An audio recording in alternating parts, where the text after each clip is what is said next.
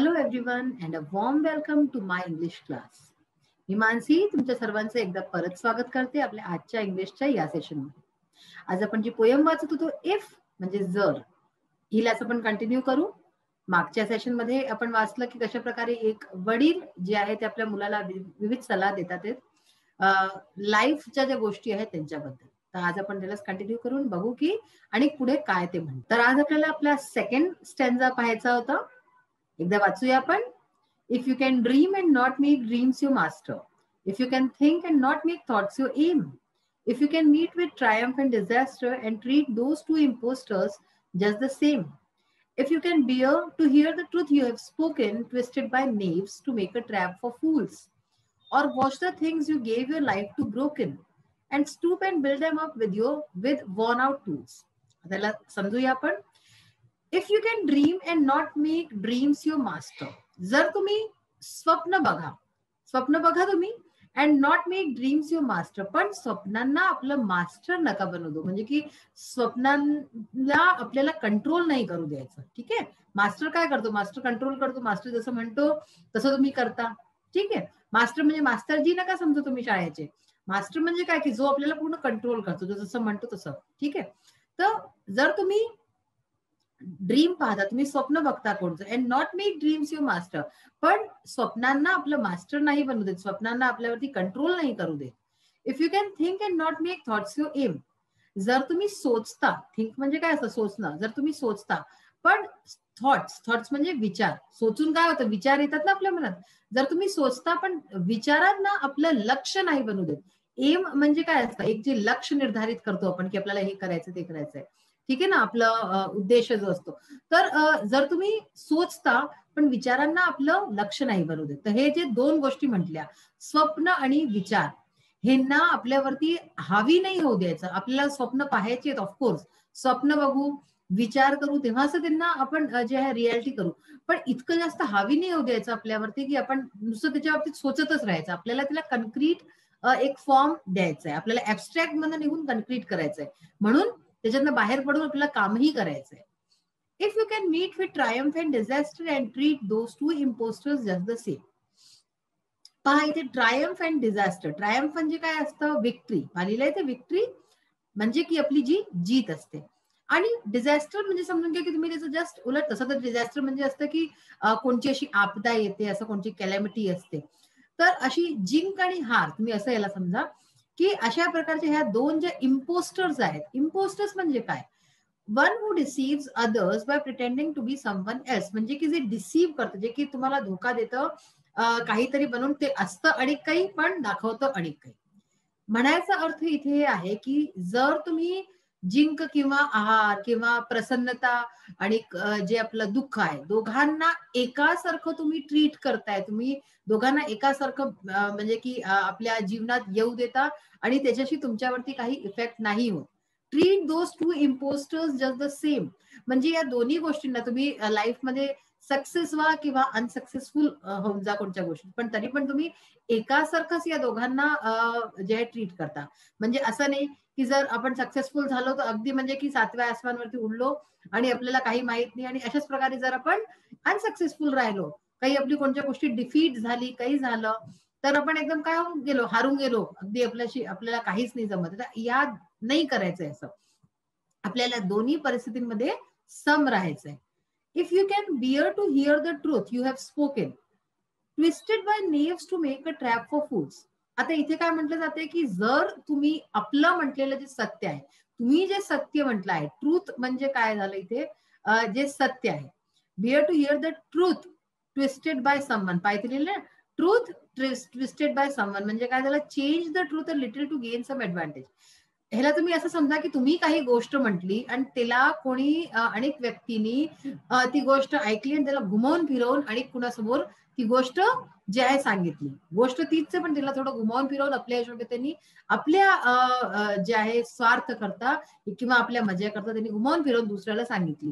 तर तेच म्हटलं जातं की if you can bear to hear the truth you have spoken, जे तुम्ही बोललेलं सत्य आहे, ट्विस्टेड बाय नेव्स. नेव्स काय असतात? कनिंग और डिसऑनेस्ट पीपल, म्हणजे जे खोटे लोक असतात, जे की आपल्या स्वार्थ करतात, स्वार्थ सिद्धी करता काही पण करू शकतात. अशा लोकांनी जेव्हा तुझं म्हटलेलं सत्य आहे, तुझं म्हटलेली काही गोष्टीला ट्विस्ट करून त्याच्यात परिवर्तन करून लोकांसमोर ठेवलं, to make a trap for fools. आणि अशा गोष्टीत कोण फसतं? जे फूल्स असतात, जे मूर्ख असतात. तर ते म्हणतात की twisted by knaves to make a trap for fools. अशा लोकांना ट्रॅप करायला, अशा लोकांना फसवायला, जे की मूर्ख आहेत, जे की अशा गोष्टींमध्ये येऊन जातात. तर जेव्हा तुम्ही अशा गोष्टीला सहन करायला तयार आहात, जेव्हा तुम्ही सहन करू शका की तुम्ही जी गोष्ट बोलली दुसऱ्यांनी गुमावून फिरवून आणि कोणा मूर्खाला ऐकवली आणि जे आपल्या स्वार्थ सिद्धी केली. Or watch the things you gave your life to broken and stoop and build them up with worn out tools. किंवा watch the things you gave your life to. म्हणजे की तुम्ही ज्या वस्तूला बनवाय करता आपले पूर्ण जीवन लावून दिलं किंवा खूप मोठा टाइम दिला त्या वस्तूला उभं करायला. इथे बिल्डिंगची गोष्ट नाही होते, कोणची पण वस्तू असू शकते ज्याच्या की तुम्ही आपला खूप टाइम देता आणि हे करता.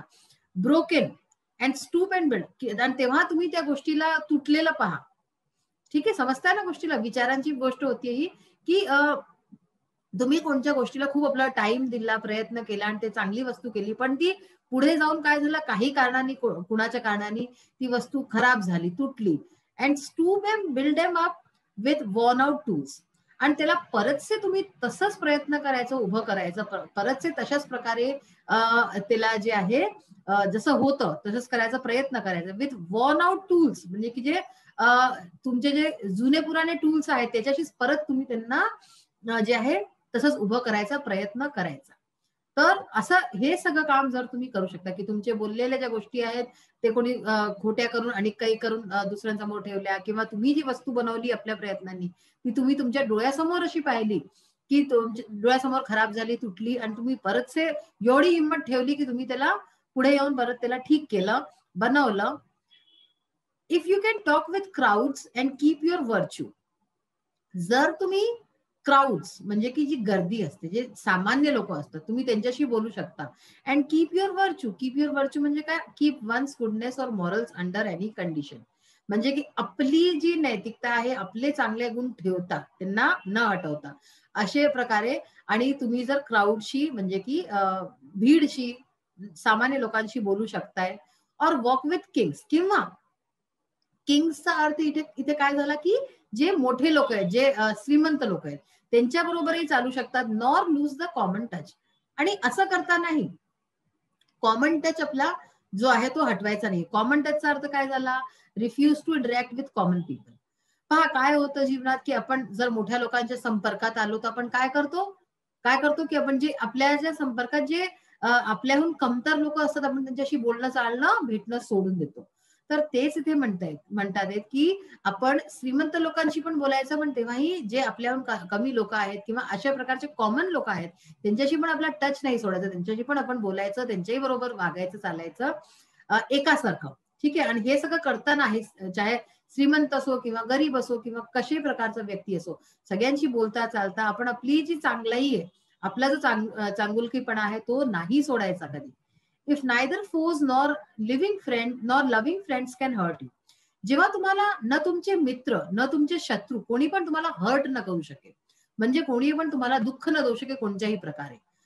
शत्रू तुम्हाला दुःख देईल आणि मित्र तुम्हाला तुमच्याशी धोकेबाजी करून किंवा कोणत्याही प्रकारे तुम्हाला जे आहे दुःख देऊ शकतो. तर कोणत्याही प्रकारे तुम्हाला जेव्हा तो दुःख नाही देईल, तुम्हाला अफेक्ट नाही करेल त्याचं वागणं. If all men count with you but none too much. Count with यूचा अर्थ काय? Be equally important to you. जेव्हा सगळे कोणी तुझ्याकरता इक्वली इम्पॉर्टंट आहे, सगळे एकासारखं महत्व ठेवतात, बट नन टू मच. पण कोणी पण इतकंही नाही की तुमच्यावरती हावी होऊन जाईल. सगळ्यांचं महत्व तुमच्या लाईफमध्ये आहे, पण इतकंही नाही की तू आपल्याला आपलं जे पर्सनॅलिटी आहे ती हरवून दे. If you can fill the unforgiving minute. Unforgiving मिनिटचा अर्थ काय? Time that does not wait for anyone. पहा, एक एक मिनिट, एक एक क्षण जो आहे तो बहुत इम्पॉर्टंट असतो.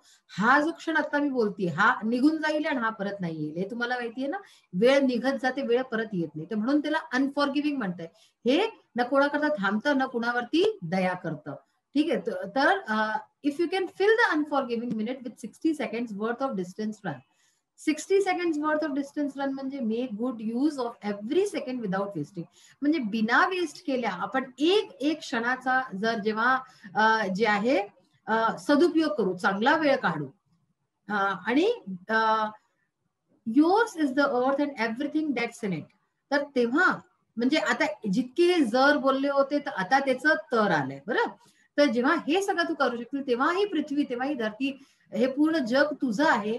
Everything that's in it. आणि हे जितकंही काही आहे सगळं तुझं आहे. And which is more, you will be a man my सन.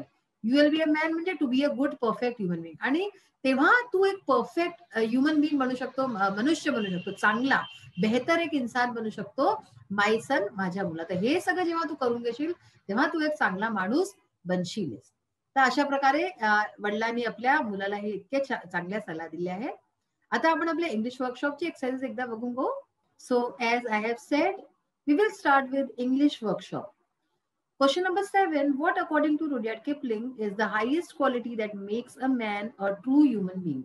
म्हणजे रुडियार्ड किपलिंगच्या हिशोबे कोणती हायेस्ट क्वालिटी, सर्वोत्तम तो गुण कोणता आहे जो की एक व्यक्तीला, एक माणसाला एक ट्रू ह्युमन बिंग, एक खरा जो आहे माणूस बनवतो एका मनुष्याला.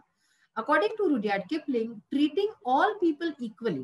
तर रुडियार्ड किपलिंगच्या हिशोबे सर्व लोकांना, सर्वांना एकासारखं ट्रीट करणं, एकासारखं वागणं सगळ्यांबरोबर, विदाउट एनी डिस्क्रिमिनेशन, बिना कोणत्या भेदभावाच्या, makes a man true human being. तर हे जे आहे एका व्यक्तीला, एका माणसाला एक खरं जे आहे माणूस बनवतं. तर म्हणजे काय झालं, परत सांगते की सर्वांबरोबर एकासारखं वागायचं, बिना कोणत्या भेदभाव केला, हेच एका माणसाला सगळ्या जे आहे एक चांगलं माणूस बनवतं.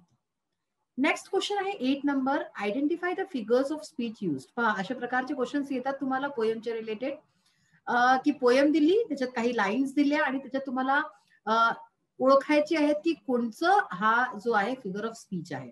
तर ओळखाय करता आज आपण पाहू. If you can keep your head when all about you are losing theirs. पहा इथे काय आहे, अँटिथेसिस. अँटिथेसिस मध्ये काय असतं, दोन अपोजिट विचारांच्या जेव्हा गोष्टी असतात, दोन अपोजिट गोष्टी असतात तेव्हा अँटिथेसिस असतं. तर या लाईनीत जर तुम्ही बघा, if you can keep your head when all about you are losing theirs, याचे दोन वेगळे, दोन एकदम अपोजिट विचार आहेत की जर तुम्ही शांत ठेवू शकता जेव्हा बाकी सगळे जे आहे लूज करतात, आपला म्हणजे की अँगर होतात, अँग्री होतात, तेव्हा तुम्ही अँग्री नाही व्हा.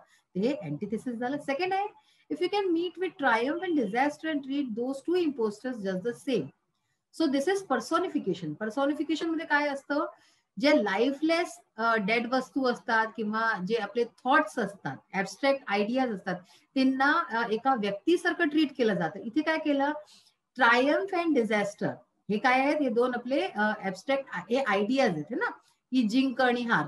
तर ह्यांना काय केलं, इम्पोस्टर्स. इम्पोस्टर्स म्हणजे जे की खोटं आपलं बनावटी जे आहे वेशभूषामध्ये बनावटी बनतं, तर हे माणसाकरता हे यूज होतं, इम्पोस्टर्स म्हटलं गेलंय. तर हे पर्सॉनिफिकेशन यूज केलंय ट्रायम्फ अँड डिझास्टरला इम्पोस्टर्स म्हणून. ठीक आहे. And yet don't look too good not too wise, not of too wise. तर इथे रिपिटेशन आहे. कोणत्या शब्दाचं रिपिटेशन आहे पहा, टू. टू, TOO टू चा दोनदा यूज झालाय, तर म्हणजे रिपीट केले गेले एकच शब्द. So that is repetition.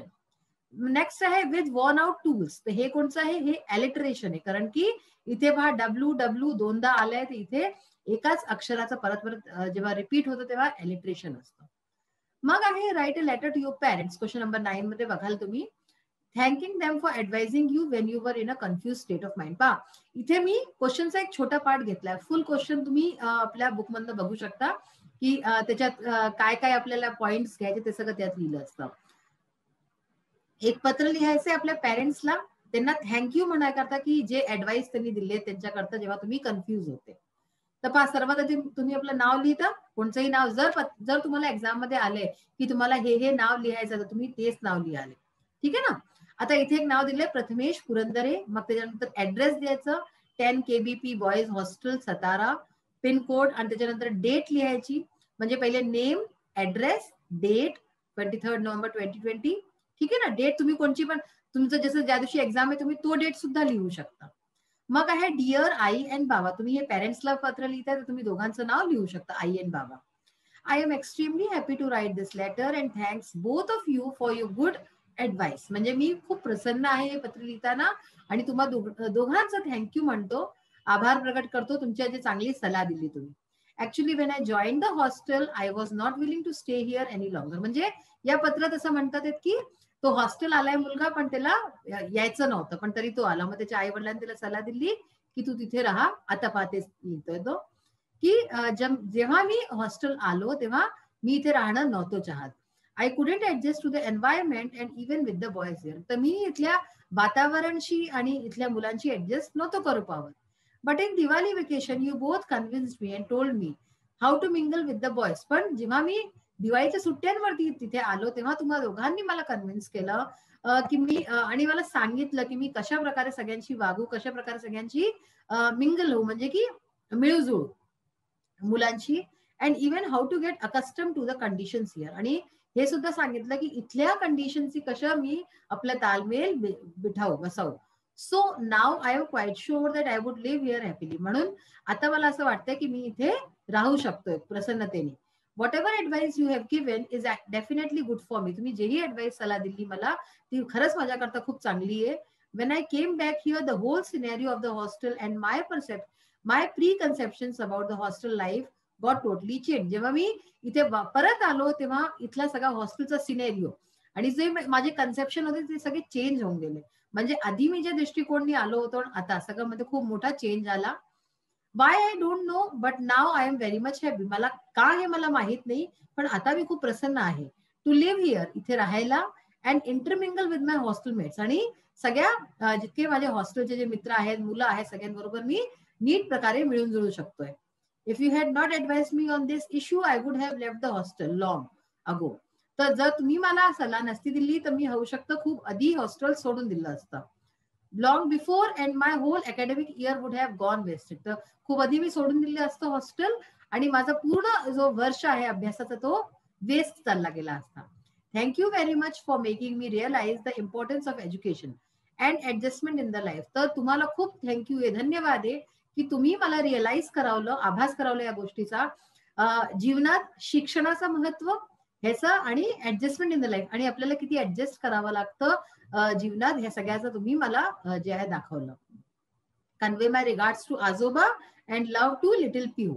तर जेव्हा मोठे असतात तेव्हा आपण रिगार्ड्स लिहितो. आजोबा मोठे तर आपण रिगार्ड्स लिहिलं आणि लव्ह टू लिटिल पिहू म्हणजे लहान पिहूला प्रेम. Waiting for your next letter as early as possible. तुमच्या पुढल्या लेटरची वाट पाहत जितके लवकर होऊ शकेल. Your loving son Prathamesh. अशा प्रकारे पत्र तुम्ही पाहिलं. तर आज आपण पोयम वाचून झालेली आहे. खूप सुंदर पोयम होती आणि तुम्हाला निश्चितच म्हणजे की आवडली असेल आणि ह्याच्याने तुम्ही चांगल्या गोष्टी शिकाल हे माझा विश्वास आहे. आजचं सेशन इथेच फिनिश होतो. नेक्स्ट सेशन मध्ये परत भेटूया. Till then bye, have a nice day. Thank you.